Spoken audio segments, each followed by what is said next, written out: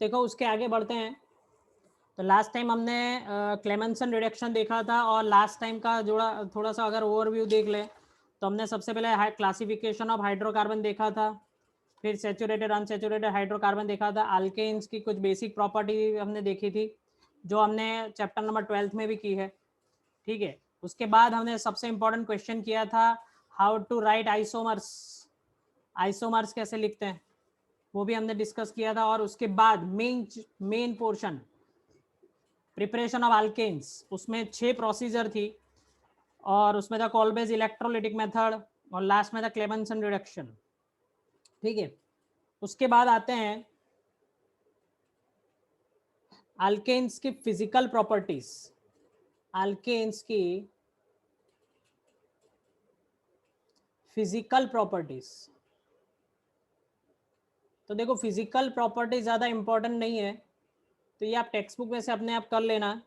पर यहाँ पे 2-3 चीज़ें जो इंपॉर्टेंट है जेई नीट और पॉइंट ऑफ व्यू से, मैं और 12th के लिए वो आपको मैं बता देता हूँ। जैसे बॉइलिंग पॉइंट, शॉर्टकट में देखेंगे, boiling point is proportional to the molecular mass, and molecular mass is proportional to the van der Waals forces.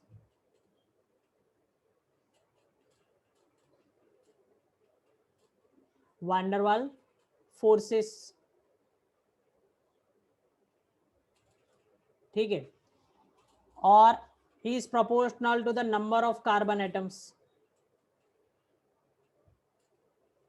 अब देखो इन मेन चेन,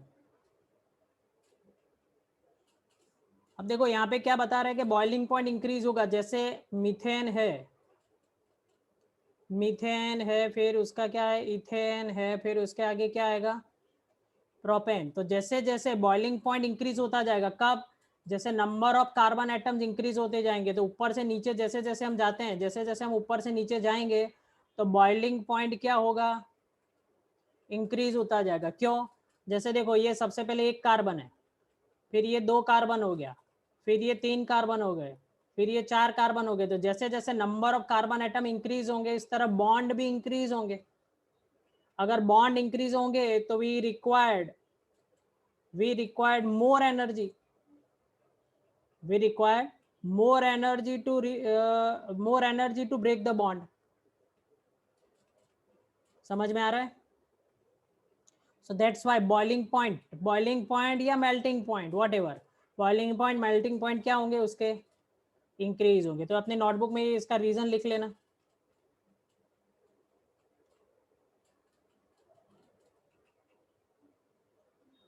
समझ में आया भाई?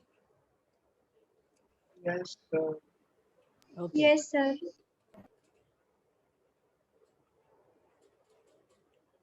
चलो नेक्स्ट देखते हैं। नेक्स्ट भी बहुत ही अच्छा कॉन्सेप्ट है, वो देखते हैं branch chain isomers. Branched chain isomers, लिखते जाना साथ में। Branch chain isomers has lower boiling point than corresponding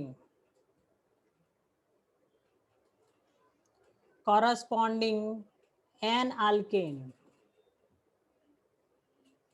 due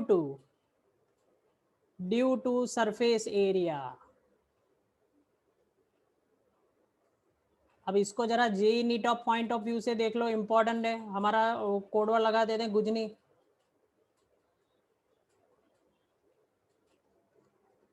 ठीक है, तो देखो क्या है branch chain isomers. Branch chain isomers का मतलब क्या हुआ कि भाई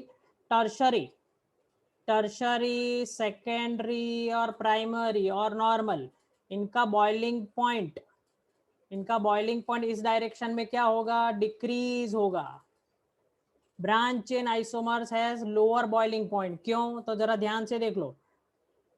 tertiary carbocation, sorry tertiary carbon किसको कहते हैं, तो ये एक कार्बन के साथ दूसरे अगर 3 कार्बन एटम है तो, और ये हाइड्रोजन, ये टर्शरी हो गया।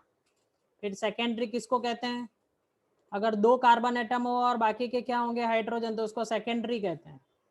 और 1 कार्बन हो और बाकी के 3 क्या होंगे हाइड्रोजन होंगे, तो उसको प्राइमरी कहते हैं। और चारों चार अगर हाइड्रोजन होंगे तो क्या होगा, ये नॉर्मल, ये प्राइमरी, ये सेकेंडरी और टर्शरी। तो यहाँ पे क्या लिखा हुआ है जरा ध्यान से देखो, branch chain isomer has lower boiling point than corresponding an alkanes. इससे सबके क्या होते हैं, कम होते हैं।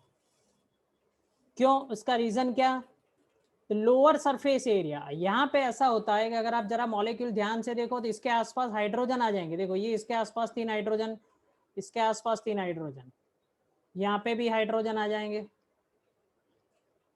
तो मैं आपको एक नया कॉन्सेप्ट सिखा रहा हूँ जिसको कहते हैं स्टेरिक हिंड्रेंस। एक्चुअली 11th और 12th की टेक्स्ट बुक में ये नहीं है, पर जेई नीट में ऑलवेज आता है स्टेरिक हिंड्रेंस। क्या कहते हैं,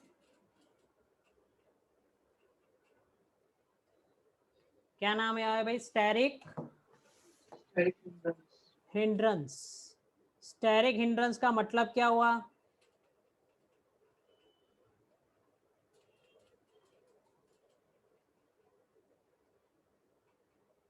तो स्टेरिक हिंड्रेंस का मतलब हुआ क्राउडिंग। देखो जैसे आप समझ लो, आप कोई स्टेज शो का आपने टिकट लिया हुआ है 5,000 रुपये खरीद के, ठीक है। तो आतिफ असलम आ रहा है, ये कोई ऐसा स्टेज शो कोई सिंगर है, उसका सपोज आपने 5,000 रुपये का टिकट खरीदा कि हम शो देखेंगे, बट आप लेट पहुंचे और आपको सबसे आगे वाली जगह पे खड़े रहने नहीं मिल रहा है, तो आप सबसे पीछे खड़े रहोगे।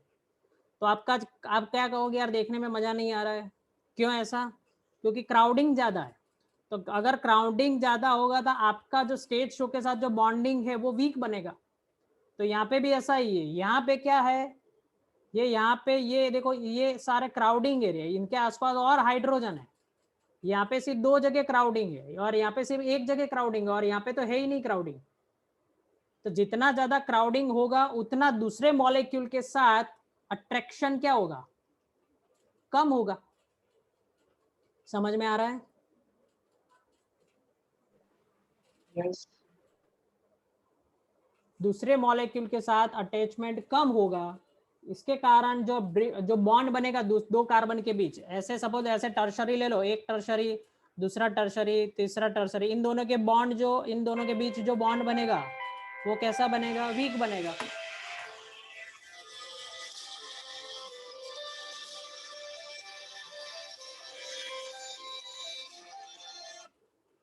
हेलो, बोलो।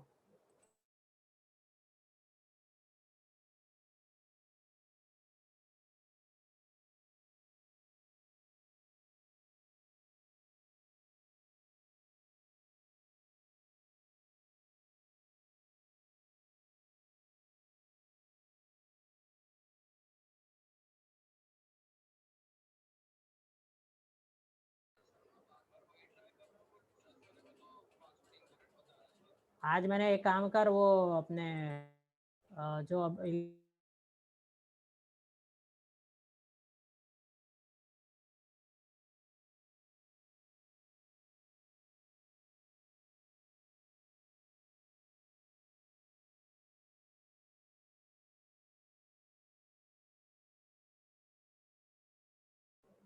तो टर्शरी में क्या होता है, देखो यहाँ पे बॉन्ड क्या बनते हैं, वीक बनते हैं, इसलिए उनका मेल्टिंग पॉइंट क्या होगा, टर्शरी का और कम होगा, सेकेंडरी का और कम होगा, प्राइमरी का और कम होगा। किससे, नॉर्मल अल्केन से। ठीक है, तो ये नया पॉइंट याद रखना, स्टेरिक हिंड्रेंस जिसको हम कहते हैं क्राउडिंग, जिसको हम क्या कहते हैं, क्राउडिंग। तो ये आपको याद रखना है, 2-3 प्रॉपर्टीज थे वो याद रखना। और एक और प्रॉपर्टीज, वैसे मैंने कहा था आपको भाई फिजिकल प्रॉपर्टीज अपने आप प्रिपेयर कर लेना, पर 2-3 इंपॉर्टेंट है वो डिस्कस कर लेते। बाकी की सारी इंपॉर्टेंट प्रॉपर्टी क्या है कि भाई पोलर है, नॉन पोलर है, ये लिक्विड है, ये सॉलिड है, तो आप देख लेना। जनरली अल्केन्स जो होते हैं, alkanes are insoluble in water. Alkanes are insoluble in water but soluble in organic solvents. Organic solvents, organic solvent कौन कौन से हैं? अल्कोहल एंड ईथर, और फिर एक CCl4 कार्बन टेट्राक्लोराइड, और है क्लोरोफॉर्म। ये सारे ऑर्गेनिक सॉल्वेंट्स है। उसमें क्या है, डिसॉल्व होता है। क्यों ऐसा, क्यों? क्योंकि अल्केन जो है, अल्केन जो है वो क्या है, नॉन पोलर है, ठीक है। और वाटर क्या है, पोलर है, इसलिए नॉन पोलर कभी पोलर में डिसॉल्व नहीं होता। ये सारे क्या है, नॉन पोलर है। तो always non polar dissolves, always non polar dissolves what, non polar,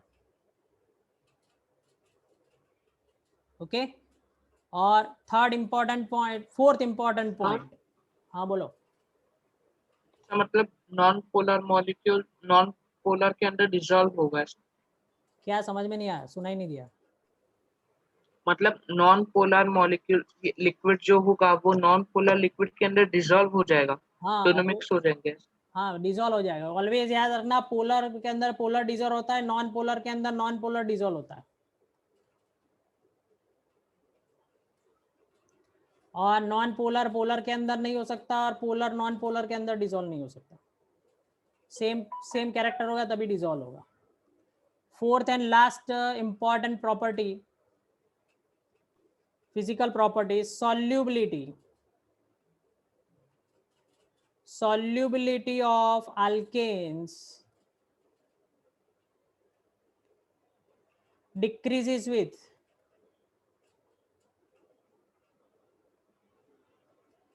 increase in molar mass। इसका मतलब क्या हुआ, अगर इसको शॉर्ट में याद रखना हो, solubility is inversely proportional to the molecular mass। इसका मतलब हुआ molecular mass अगर इंक्रीज होगा, मॉलिक्यूलर मास अगर इंक्रीज होगा तो सॉल्युबिलिटी क्या होगी, डिक्रीज होगी। और मॉलिक्यूलर मास कब होता है इंक्रीज, यानी number of carbon atom, number of carbon atom, जैसे जैसे चेन में number of carbon atom increase होंगे तो सॉल्युबिलिटी क्या होगी, डिक्रीज होगी। क्योंकि जितने ज्यादा बॉन्ड बनेंगे, जितने ज्यादा बॉन्ड बनेंगे उनको ब्रेक करने के लिए हमें ज्यादा एनर्जी देनी पड़ेगी। Simple concept, are you getting? Yes, ये लिख ली सारी प्रॉपर्टी आपने? थोड़ा सा लिखना बाकी है। लिख लो।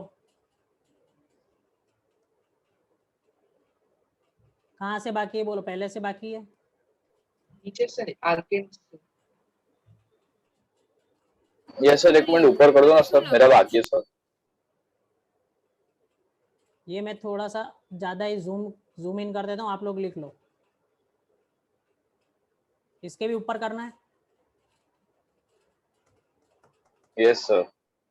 तो अब तक क्या कर रहा था भाई? तो स्क्रीनशॉट ले ले, तो अभी देर से, बहुत देर से, पर लिखा हुआ मुझे चाहिए भाई, मैं मांगूंगा आज मैं आपसे। यस सर, मैं आपको पीडीएफ भेज दूंगा सर। શું કહે છે? અલ્કેનમાં ઈથર પછી શું લખ્યું છે? ઈથર પછી carbon tetrachloride CCl4, carbon tetrachloride CCl4, and उसके बाद है क्लोरोफॉर्म CHCl3। क्लोरोफॉर्म का फॉर्मूला याद रखना, और इसको क्या कहते हैं, कार्बन टेट्राक्लोराइड या फिर टेट्राक्लोरोमीथेन, ऐसा भी इसका नाम हो सकता है।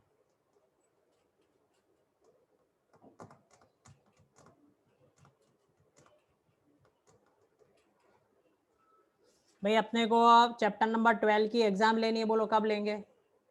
आज कौन सा डे है, वेडनेसडे है ना, तो फ्राइडे को ले लेते हैं। मैं उसके लिए कुछ आपको ऐसा होगा तो क्वेश्चन आंसर भेजूंगा, वो देख लेना। नोमेनक्लेचर, शॉर्ट नोट्स और सब कुछ आएगा। सर थोड़ा ऊपर कर दो ना। हेलो श्रेयांश। सर उसके अंदर जो ये कौन से बेंजीन के स्ट्रक्चर्स वगैरह है वो कैसे मतलब पूछेंगे? वो नाम लिख के दे दूंगा मैंने, जैसे आपको बोला है ऑर्थोक्रेसोल, जिस तरह पूछता था क्लास में उसी तरह। तो आपको ऑर्थोप्रेशर का नहीं, अच्छा फॉर्मूला ऐसे। आना चाहिए। ओके, जैसे मैंने बोला रिसोर्सिनॉल, तो रिसोर्सिनॉल का फॉर्मूला आपको याद आना चाहिए। रिसोर्सिनॉल कैसा होता है?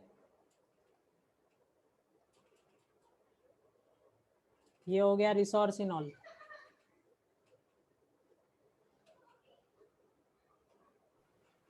ओके।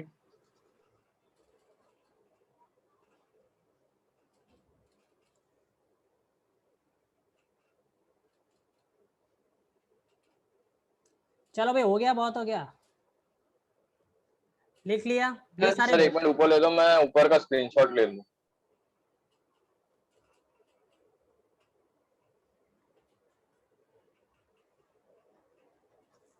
जाने दो। Yes sir.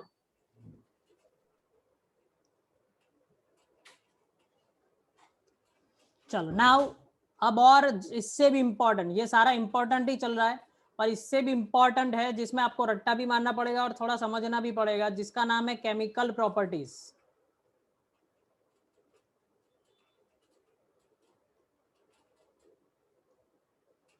Chemical properties of alkane.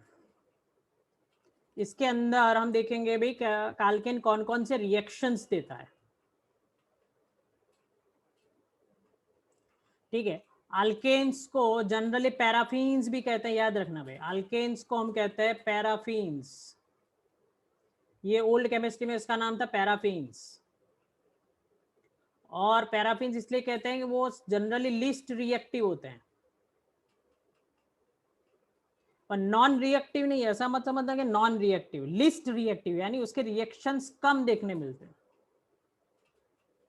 ठीक है, पर ऐसा नहीं है कि बिल्कुल भी कोई रिएक्शन नहीं देखने मिलेंगे। जैसे सबसे पहला रिएक्शन है, ये सबको याद रखना भाई, मोस्ट इंपॉर्टेंट, 11th और 12th और जेई नीट के लिए सबसे इंपॉर्टेंट सारे पोर्शन अब चालू हो रहा है, substitution reaction.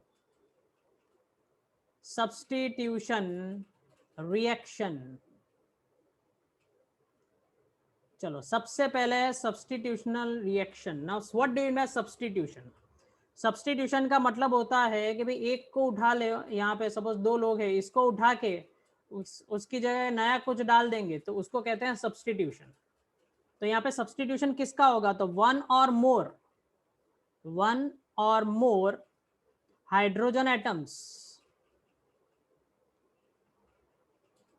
one or more hydrogen atoms of alkane can be replaced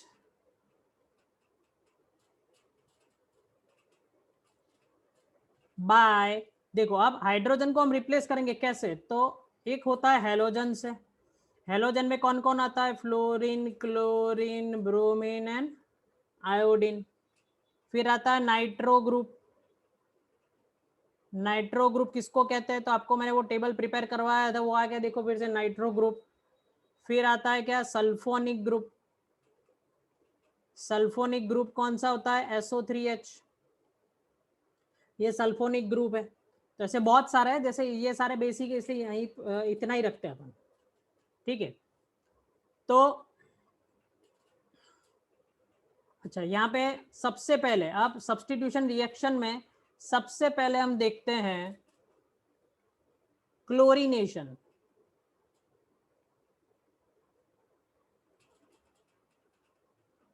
सबसे पहले हम देखते हैं क्या? क्लोरीनेशन। ठीक है, क्लोरीनेशन। क्लोरीनेशन देखो कैसे होता है, तो देखो सबसे पहले हम लेते हैं CH4। CH4 के अंदर हमने डाला क्लोरीन। अब क्लोरीनेशन करने के लिए जनरली HNu लिखते हैं। HNu का मतलब होता है सन एनर्जी, सनलाइट, और उसके साथ साथ 520 to 670 केल्विन टेम्परेचर। तो होगा क्या? CH4 में से ऐसा होगा कि एक Cl यहाँ पे एंटर होगा और यहाँ से एक हाइड्रोजन को खिसका लेगा। तो हाइड्रोजन को खिसका लेगा तो ये हो जाएगा -HCl, पर बचेगा क्या? CH3Cl, यानी एक हाइड्रोजन निकल गया और उसकी जगह एक क्लोरीन आ गया। ठीक है, उसका हम फिर से आगे Cl2 के साथ रिएक्शन करेंगे, फिर से सनलाइट, एच न्यू, तो फिर से क्या होगा यहाँ पे, फिर से माइनस HCl होगा, एक Cl एंटर होगा और यहाँ से एक हाइड्रोजन चला जाएगा, ये हाइड्रोजन यहाँ से जो हाइड्रोजन गया वो इसके Cl के साथ रिएक्शन करके माइनस HCl बना देगा और ये Cl यहाँ पे एंटर हो जाएगा, तो रिएक्शन क्या बनेगा, CH2Cl2। और आगे जाते हैं, इसका फिर से H न्यू के साथ रिएक्शन होगा, सनलाइट के साथ रिएक्शन होगा, प्लस Cl2, कभी कभी एरो के ऊपर भी लिख देते हैं, अगर आप इस तरह नहीं लिखना चाहते हो तो प्लस Cl2 भी लिख सकते हैं, और साथ में यहाँ पे भी फिर से क्या होगा, माइनस HCl, तो फिर से क्या होगा, माइनस HCl में यहाँ से एक हाइड्रोजन जाएगा और यहाँ पे एक क्लोरीन ऐड होगा, तो ये माइनस HCl हो गया और एक क्लोरीन यहाँ पे ऐड हो गया, तो ये क्या हो जाएगा, CHCl3, जिसको अभी हमने बोला था क्लोरोफॉर्म, क्या अभी, क्लोरोफॉर्म। और इसका आगे और H न्यू रिएक्शन होगा सनलाइट के साथ, फिर से Cl2 के साथ रिएक्शन होगा, फिर से क्या होगा, माइनस HCl, 1 मिनट श्रेयांश, तो अब क्या होगा, यहाँ पे Cl ऐड होगा और हाइड्रोजन निकल जाएगा, तो लास्ट में क्या प्रोडक्ट बचा, CCl4, जिसका नाम अभी हमने लिखा था, क्या लिखा था, कार्बन टेट्रा क्लोराइड। बोलो श्रेयांश, कितना कॉपी कर लो जल्दी, फिर आगे इसकी मैकेनिज्म देखेंगे, मैकेनिज्म ध्यान से देखना है अपने को। ओके, अब देखो इसकी मैकेनिज्म देख करते हैं। मैकेनिज्म मैंने आपको पहले भी समझाया था, मैकेनिज्म क्या होता है, तो स्टेप बाय स्टेप प्रोसेस होती है जिसको हम मैकेनिज्म कहते हैं। तो ऑर्गेनिक केमिस्ट्री में मैकेनिज्म बहुत इंपॉर्टेंट होता है। Mechanism of chlorination of alkane,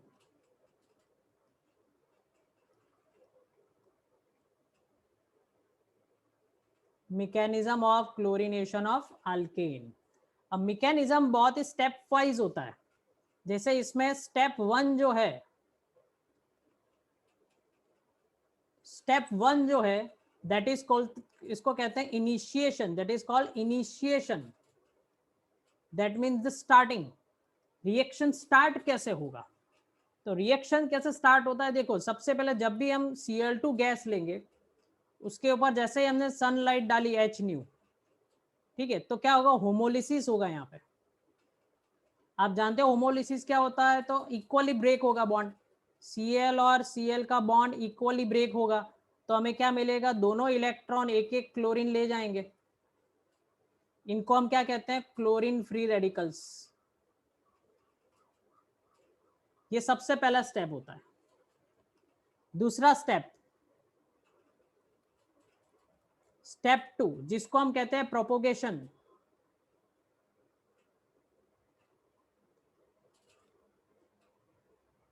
propagation में क्या है, chlorine free radicals attacks the methane and takes the reaction. देखो क्लोरीन अगर आपको लिखना हो तो लिखते जाओ, क्लोरीन फ्री रेडिकल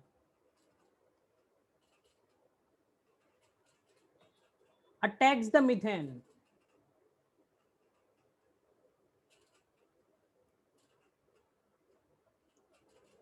ठीक है। क्लोरीन फ्री रेडिकल क्या है, मीथेन के ऊपर अटैक करेगा, यानी ये जो दो क्लोरीन एटम है यानी सेम ही है, क्लोरीन फ्री रेडिकल वो मीथेन के ऊपर अटैक करेगा, तो ये हमारा ओरिजिनल रिएक्टेंट हो गया मीथेन, उसके ऊपर कौन अटैक करने वाला है, क्लोरीन फ्री रेडिकल अटैक करेगा। सनलाइट तो हमने देख के रखी हुई है, तो अब क्या होगा, जरा ध्यान से देखना, बहुत ही ध्यान से। क्लोरीन फ्री रेडिकल क्या होता है, बहुत ही रिएक्टिव होता है, तो वो क्या करेगा, यहां से हाइड्रोजन को खींच लेगा और बना देगा HCl।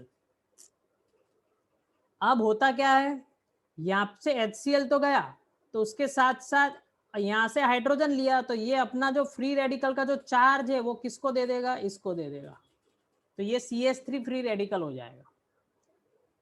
समझ में आ रहा है, यहाँ से हाइड्रोजन इसके पास आया और एक इलेक्ट्रॉन लेके वो यहाँ पे, इसका जो फ्री रेडिकल का चार्ज है वो यहाँ पे आ जाएगा। कैसे आया, जरा इसको अगर समझना हो तो समझ लो, देखो क्योंकि टेक्स्ट बुक में आपको नहीं समझाएंगे, डायरेक्टली समझते हैं। अब फ्री रेडिकल कैसे बनता है, तो देखो जरा इसको अपन लुईस स्ट्रक्चर में देखते हैं। ये इसके इलेक्ट्रॉन किसके, क्लोरीन के, और ये किसके इलेक्ट्रॉन है, हाइड्रोजन के। अब क्या होगा, यहां से ये हाइड्रोजन जो है वो हाइड्रोजन पूरा का पूरा, यहाँ पे जो हाइड्रोजन है वो दोनों इलेक्ट्रॉन लेके इधर आ जाएगा, ठीक है। या फिर दो कंडीशन दूसरा भी हम सोच सकते हैं, यहां से क्या होगा, होमोलिसिस होगा फिर से। तो ये एक हाइड्रोजन और एक ये इसका इलेक्ट्रॉन दोनों बन मिलके क्या हो जाएंगे, देखो ये हाइड्रोजन का इलेक्ट्रॉन और ये क्लोरीन का इलेक्ट्रॉन, ठीक है। ये दोनों मिला के क्या बन जाएंगे, एक बॉन्ड बन जाएगा। कौन सा बॉन्ड बन जाएगा, ये HCl बना देंगे, ये HCl बन गया। अब यहाँ पे आप चेक करो जरा कि ये जो कार्बन था उसके पास ऊपर वाले 3 हाइड्रोजन में तो कोई चेंज नहीं हुआ था, पर यहाँ पे कहाँ पे, यहाँ पे ये एक हाइड्रोजन एक इलेक्ट्रॉन यहाँ पे रह गया था, ये रहा, ये है फ्री रेडिकल। तो इसलिए मैंने आपको शॉर्ट में समझाया कि क्या होता है, एक्सचेंज होता है। क्या हो रहा है यहाँ पे, एक्सचेंज हो रहा है कि हाइड्रोजन यहाँ पे जाएगा, हाइड्रोजन यहाँ पे जाएगा, वो क्लोरीन का इस इलेक्ट्रॉन का यूज कर लेगा, पर यहाँ पे जो एक इलेक्ट्रॉन बचा है वो इसके ऊपर फ्री रेडिकल बन जाएगा, ठीक है। अब क्या होता है, देखो फिर से, अब ये जो फ्री रेडिकल बचा, क्योंकि फ्री रेडिकल ऐसी चीज है बहुत ही रिएक्टिव है, बहुत ही अनस्टेबल है, वो किसी ना किसी के साथ तुरंत ही रिएक्शन कर देगी। तो यहाँ पे बहुत सारी पॉसिबिलिटी, ये CH3 जो है, ये जो यहाँ पे CH3 फ्री रेडिकल मिला, वो फिर से इसके अंदर जो हमने पहले Cl2 डाला हुआ था उसके साथ रिएक्शन कर सकता है, फिर से रिएक्शन करके क्या बना देगा, देखो ये Cl, ये इसके क्लोरीन को अटैक कर देगा यहाँ पे, तो ये CH3Cl बन जाएगा और एक Cl फिर से फ्री रेडिकल बन जाएगा।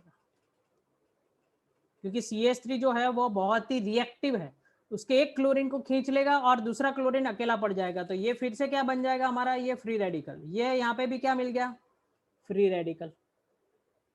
इसको कहते हैं प्रोपागेशन। प्रोपोगेशन का मतलब क्या हुआ, spread, spreading of reaction. Reaction आगे कैसे स्प्रेड होता है उसको कहते हैं प्रोपोगेशन। तो CH4 ये एक तो CH3 बन के आगे बढ़ेगा रिएक्शन, ये CH3 फिर से Cl2 के ऊपर अटैक करके एक और क्लोरीन फ्री रेडिकल बनाएगा। अब क्या करेगा, जरा ध्यान से देखना कि ये CH3Cl बना और ये क्लोरीन फ्री रेडिकल है। अब क्या हुआ, ये क्लोरीन फ्री रेडिकल फिर से बहुत रिएक्टिव है, तो वो यहाँ पे फिर से ज्वाइन हो जाएगा और यहाँ से एक हाइड्रोजन को निकाल देगा, तो ये HCl बन गया। और क्लोरीन अगर यहाँ पे गया तो CH2 क्या बन जाएगा, Cl2, और ये भी क्या बनेगा, फ्री रेडिकल, क्योंकि यहाँ पे भी एक इलेक्ट्रॉन बच जाएगा, तो ये HCl हो गया। समझ में आ रहा है भाई? एक बार ये सेकंड स्टेप फिर से बता दो। देखते हैं आगे, चलो। अब देखो फिर से ये CH2Cl2 ये फ्री रेडिकल, ये भी एक पॉसिबिलिटी हो सकती है कि ये फ्री रेडिकल Cl2 के ऊपर फिर से अटैक करेगा। तो क्या हो सकता है कि ये फ्री रेडिकल बहुत ही रिएक्टिव है, इसके एक क्लोरीन को खींच लेगा, तो क्या बन जाएगा, CHCl3। क्या बनेगा, CHCl3, ठीक है। तो CHCl3 और यहाँ पे क्या बनेगा आगे, हेलो, थर्ड प्रोसेस देख लो, फिर अपन फिर से थर्ड स्टेप कौन सा है, स्टेप 3। अब आप कहोगे सर ये तो बढ़ता ही जा रहा है, बढ़ता ही जा रहा है, बढ़ता ही जाता है, तो एंड कब होगा, तो उसको कहते हैं टर्मिनेशन। आपने मूवी देखी होगी टर्मिनेटर, उसी जैसा नाम है टर्मिनेशन। टर्मिनेशन में अब यानी रिएक्शन खत्म कैसे होगा, तो रिएक्शन एक ही स्टेप में खत्म हो सकता है कि दो ऐसे मिल जाए एक साथ, जैसे क्लोरीन फ्री रेडिकल और क्लोरीन फ्री रेडिकल मिल गए तो Cl2 बन गया, ये Cl2 बन गया, रिएक्शन खत्म। अब दूसरा ऐसे जो फ्री रेडिकल है दो, कौन से, CH3, दो CH3 फ्री रेडिकल मिल गए एक दूसरे के साथ, तो क्या बना देंगे, CH3 तो रिएक्शन खत्म हो जाएगा। और तीसरा क्या होगा, ये दोनों एक दूसरे के साथ मिल जाएंगे, कौन से, CH3 और Cl, देखो थर्ड, ये CH3 फ्री रेडिकल और एक Cl फ्री रेडिकल दोनों एक दूसरे के साथ मिल जाएंगे तो क्या बना देंगे फिर से CH3Cl। तो यहाँ पे इस टाइप में रिएक्शन क्या हो सकता है, स्टॉप हो सकता है। बाकी अगर ये देखें तो ये चेन रिएक्शन है, ये क्या है, चेन रिएक्शन, आगे बढ़ता ही जाएगा क्योंकि यहाँ पे जो फ्री रेडिकल मरेगा दूसरे के ऊपर अटैक करेगा, वो फिर से फ्री रेडिकल बनाएगा, वो फिर से फ्री रेडिकल बनाएगा। तो यानी ये बहुत ही लॉन्ग प्रोसेस हो सकती है, बहुत ही लॉन्ग प्रोसेस चलती जाएगी। बहुत टाइम के बाद जब ऐसे एटम्स एक दूसरे के साथ रिएक्ट होंगे तब जाके वो क्या होगा, टर्मिनेट होगा। तो ये पूरा मैकेनिज्म है कौन सा, free radical mechanism. Okay students, इसी तरह आगे की मेथड के लिए, आगे की टॉपिक के लिए वीडियो को लाइक करें, शेयर करें और सब्सक्राइब करें और बेल नोटिफिकेशन को आप ऑन कर दो, जैसे आपको नेक्स्ट वीडियो का नोटिफिकेशन जल्दी से जल्दी मिल जाएगा। Good bye students, thank you.